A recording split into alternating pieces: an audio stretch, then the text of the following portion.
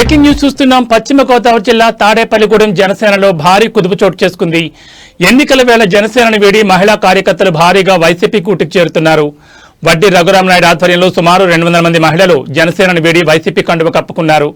మళ్లీ జగనన్నే ముఖ్యమంత్రి కావాలంటూ నినాదాలు చేస్తున్నారు. తాడేపల్లిగూడెం నియోజకవర్గం రాజకీయాల్లో కీలక పరిణామం చోటు చేసుకుంది. పట్టణంలోని 24, 25 వార్డులకు చెందిన సుమారు 200 మంది మహిళా కార్యకర్తలు జనసేనను వీడి వైఎస్ఆర్ కాంగ్రెస్ పార్టీలో చేరారు.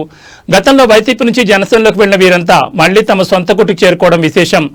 వైసీపీ నేత వడ్డీ రఘురామనాయుడు వీరికి పార్టీ కండువాలు కప్పి సాదరంగా ఆహ్వానించారు.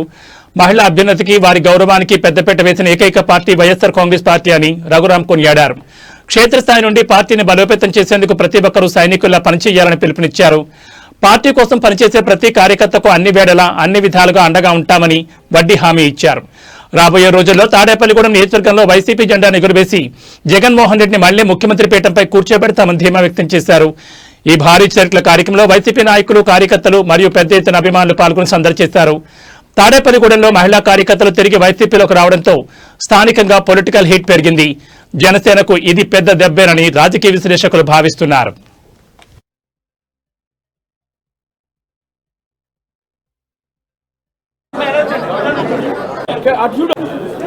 ఎవరా బాబు నువ్వా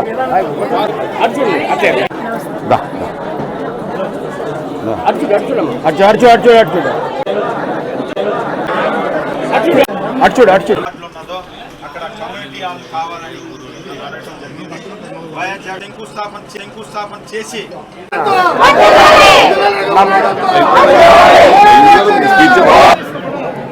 ఈరోజు వైఎస్ఆర్ కాంగ్రెస్ పార్టీ వైఎస్ఆర్ కాంగ్రెస్ పార్టీ 15 వసంతాలు నిండి 16వ సంవత్సరంలో ఇవాళ అడుగుపెట్టిన సందర్భంగా గతంలో వైఎస్ఆర్ కాంగ్రెస్ పార్టీలో ఉండి కొన్ని ఇబ్బందుల వల్ల మళ్ళీ జనసేన పార్టీలోకి వెళ్ళి ఇవాళ 23, 24 వార్డులు, అలాగే 13వ వార్డు, ఇలాగే మోదుగుంట, అలాగే ఏదైతే మారంపల్లి గ్రామం నుంచి సుమారు 150 నుంచి 200 మంది ఇవాళ మళ్ళీ వాళ్ళ పుట్టింట్లో ఏదైతే ఉందో వైఎస్ఆర్ కాంగ్రెస్ పార్టీ, ఆ పార్టీలోకి ఇవాళ మళ్ళీ వాళ్ళ పుట్టింటికి వచ్చిన సందర్భంగా ఇవాళ వైఎస్ జగన్మోహన్ రెడ్డి గారి పార్టీ అధ్యక్షుడి తరఫున వైఎస్ఆర్ కాంగ్రెస్ పార్టీ తాడేపల్లిగూడెం నియోజకవర్గ కోఆర్డినేటర్ తరఫున మీ అందరికీ కూడా శుభాకాంక్షలు, అభినందనలు.